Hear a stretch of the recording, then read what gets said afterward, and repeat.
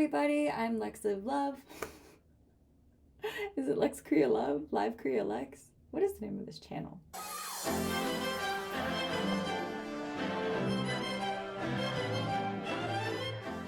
Anyways, my name is Lexi. I'm living in Korea, and today I decided to make a video answering questions about life in Korea. I posted a poll on Instagram and I will be answering them now. First question, the complete immigration process. The answer is, I don't know. I'm not quite sure what the difference definitively of like immigration versus like being an expat, all that stuff. All I can say is that in most cases of the people that I know, it is all aligned to your job. Yeah, to immigrate, you essentially need to secure employment. If you are not seeking a relationship, your first step is to secure a job that can sponsor said visa. If you're a student, ensuring your enrollment so that you can apply for the student visa and getting all the documents that are required to get that visa accepted. Every process is so different. No one can ever answer this question that easily. So I will move on to the next one. The dread of opening a bank account / getting a phone contract. This is one of those things that is like a circle with no entrance point. Like in terms of getting a bank account, there's like two catches. To get a bank account, you need a phone number. And to get a phone number, you need to have a bank account. And the way this works out, or the reasoning behind that, is because essentially when you open the bank account, they need to tie it to a person, and that person is tied with their phone number. And when you open a bank account, they need somebody to pay for it. So you need to have said bank account to do that. The thing is that you cannot get either of these until you have an alien registration card or like your foreigner ID. And so the problem that most people have is by the time they need to do one of these things, they don't have that card. So the way they get around that, if you are a visitor who wants to open a bank account, you can open one easily with your passport and a prepaid phone number. If you're trying to make a long-term bank account and a long-term phone number or phone contract, you will have to make the prepaid phone number first, go open a bank account with your passport, wait to receive your actual ID from immigration. Once you receive it, go back to the phone store and start a real phone contract with your now made bank account, and then go back to the bank and replace your form of ID from your passport to your alien card and give them your updated phone number. This seems like a lot, and it kind of is, and that's why people think that the first month of living in Korea is quite awful, because all that mess is just difficult and hard to understand. But I hope this gave you some clarity. How long have you been living there, and are you happy? Oh, I have been living in Korea since August of 2019, and so it's been about 3 years and a couple months. And yes, I would say for the most part, I am happy. I think I've met wonderful people living here. I've experienced things I never would have experienced in the States. I would say that there are obviously like some things that make life here difficult, and there's things I'm going through personally that can be frustrating and disheartening, like figuring out my career, figuring out like certain things I want to do here, or what things I really want to do. I think that's difficult, but that could happen to me anywhere. So I will say yes, genuinely, I am happy. And yeah. How did you prepare for the move? Does everyone have to be a teacher to go there? How did I prepare for the move? I listened to a severe amount of K-pop, not because I thought that was actually helping me, but it kind of just like put me in this zone. I don't know. It was more of like a mental hype up. Like if I got used to hearing Korean, I would feel more comfortable when I heard it. I watched a lot of K-dramas just to like catch on like the ways people acted, like, you know, again, just getting familiar with hearing the language all the time, because I don't think some people understand how jarring that can be. Like, to not understand small talk or people chatting next to you. Like you're literally just in this buzz of noise. And so I really wanted to try and like combat that by just completely immersing myself in the language prior to going. And obviously I was studying, but it's like I wasn't going to learn everything I needed before I got here. And so that was like the main thing was just to try and alleviate like the shock by hearing the language all the time before I was even there. In terms of packing, I did not really prepare. I just kind of like packed everything I thought I needed, trying to pack for all seasons. But realistically, I would say if you're moving to a new country, pack light. Like you will accumulate stuff. It doesn't matter where you move to, whether you move from, New York to LA. Like I'm sure that you will end up changing in some way because that big of a location change will change you in so many ways. And one of the main things that's affected is your closet. Like I can honestly say everything I'm wearing right now, almost none of it, I think only my underwear, like my, okay, that might be TMI, but like those are the only things I bought in the States. So it's just like, it happens. Don't burden yourself with trying to bring everything. Really take a look at the stuff you want with you. If it really holds that much value with you, then yeah, take it. But in most cases, you won't need it. So pack light, think about the life you're starting here, etc. Unless you're just visiting, obviously bring everything you need. Does everyone have to be a teacher? No, and in fact, not everybody can be a teacher. There's something called the E2 visa, which is it's a visa, but it's specifically for native language English teachers. And it is one of the easiest ways to come. Like there are multiple programs, there are multiple ways that you can teach English, and they're like a surefire way for you to have housing, a paycheck, and a visa, which are like the three things you need to survive in a foreign country. And so that's why you see so many people coming as English teachers, because it's accessible. How long did it take you to learn the language? Did it take long to make friends, etc.? How long did it take me to learn the language? I honestly don't think I will ever be done learning Korean. I think it took me probably, I'd say like a year and a half to feel like I could really have conversations with people that went beyond like, oh, where are you from? Oh, you speak Korean well. How old are you? Like, those very basic introductory questions. Now I feel like I could really spend hours and hours talking to somebody in Korean, and I think that came, I don't know at what point, but I think obviously being here and working on it and actively speaking with people has increased that skill continually since I've gotten here. But yeah, like in the span of 3 years, like I essentially went from not being able to hold a conversation at all to communicate what I'm thinking and these types of things and having conversations and relationships with people in Korean. So yeah, 3 years to get to this point, and I'm very proud of it. Still got a long way to go though. Did it take long to make friends? This is one of the hard things that people don't really, I think a lot of people talk about it, but I feel like you're more likely to make fake friends. And that is what's hard about making friends, is not knowing if you have friends.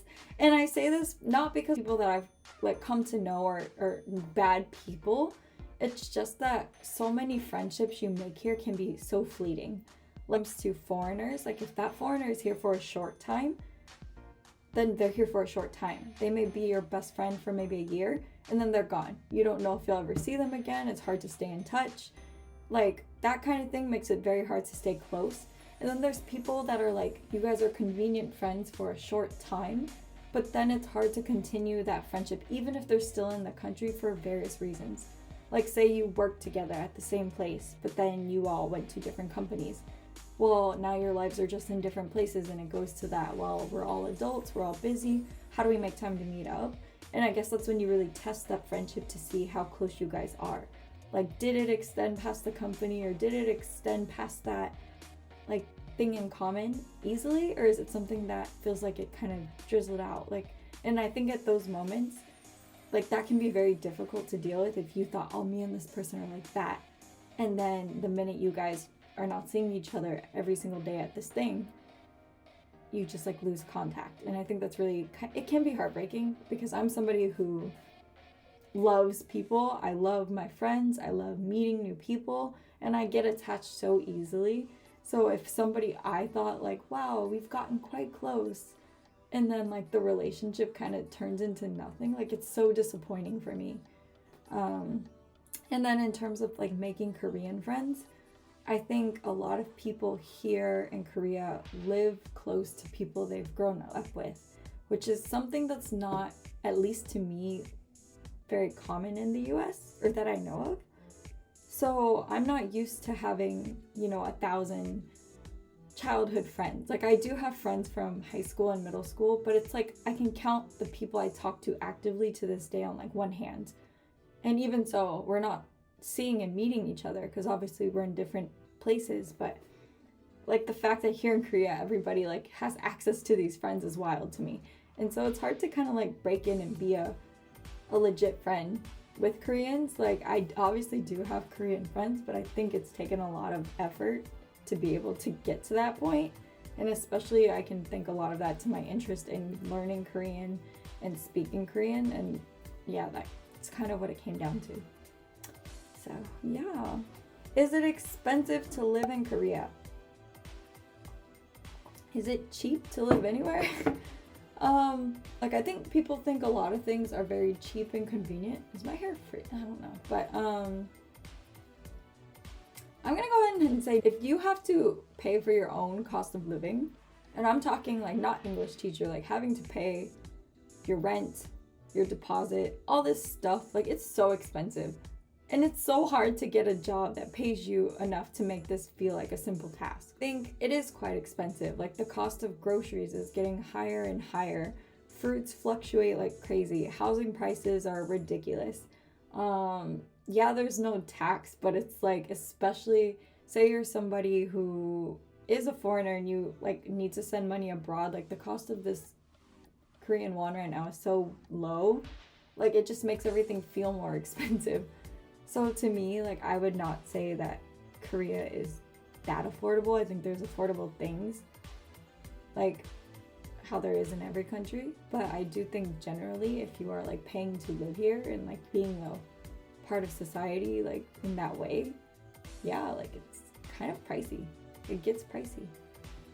But I also feel like that's everywhere. So nothing on Korea. It's just like, dang, commercialism. Not commercialism. Dang. Communism. Wow, girl. What is the word I'm looking for? Moving on. Okay. Next question was a long one.